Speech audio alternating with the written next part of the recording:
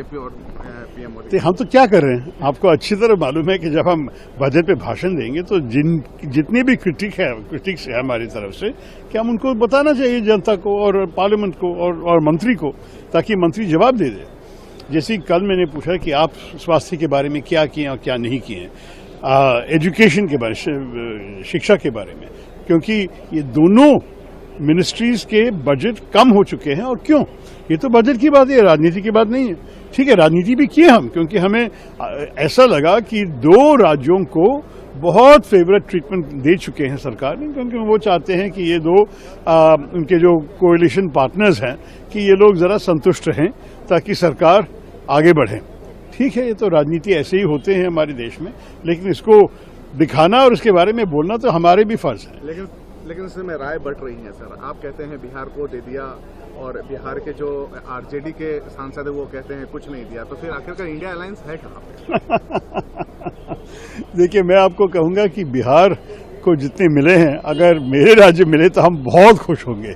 लेकिन हम जानते हैं कि ये एक उदाहरण ले लीजिए कि बिहार के हाईवेज के लिए 26,000 करोड़, यार छोटी सी मामूली सी बात हो रही है। ये अच्छी बात है बिहारियों के लिए, मैं खुश हूं उनके लिए, लेकिन ये भी जानना चाहिए कि जो बिहार खुश होंगे, लेकिन दूसरे, आप कर्नाटक को देखिए, कांग्रेस सरकार ने मांगा था कि बेंगलोर के जो हाईवेज है और टनल्स जो है, रोड टनल्स जो है, उनके लिए वे पैसे चाहते थे, कुछ नहीं मिला। तो आप देखिए कि जब एक राज्य को 26,000 मिल रहा है करोड़ और दूसरे में कुछ नहीं मिल रहे, तो लोगों को पूछने के लिए तो हक है ना। लेकिन मैं आपसे ये कहूंगा, बजट में दूसरे बहुत बहुत महत्वपूर्ण ओमिशंस हैं। आपको मालूम है कि मनरेगा का नाम जिक्र भी नहीं किया, और ऐसे बहुत बहुत सारे विषय हैं।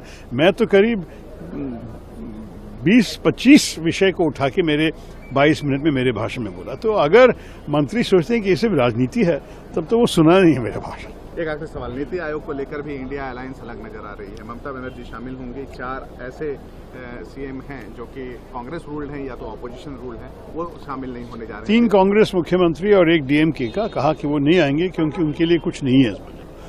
और नीति आयोग का रोल के बारे में भी कुछ शक है, तो मेरे ख्याल में उनका हक है। अगर उनका समय वो वेस्ट नहीं करना चाहते हैं तो वो क्यों आए? लेकिन ममता बनर्जी शामिल होगी, उनके लिए शायद कोई विषय है जिनके ऊपर चर्चा करने की जरूरत है। और दिल्ली आने में तो कोई मुख्यमंत्रियों को दूसरे उपयोग भी होते हैं। मैं इस बारे में टिप्पणी नहीं करना चाहता हूं, क्योंकि हर मुख्यमंत्री को अपना ही टाइम एलोकेशन होते हैं और अपने ही प्रायोरिटीज होते हैं। लेकिन मेरे ख्याल में ये एक और उदाहरण है कि बहुत राज्यों सोचते हैं कि उनको जितना मिलना था नहीं मिला। Thank you. सॉरी।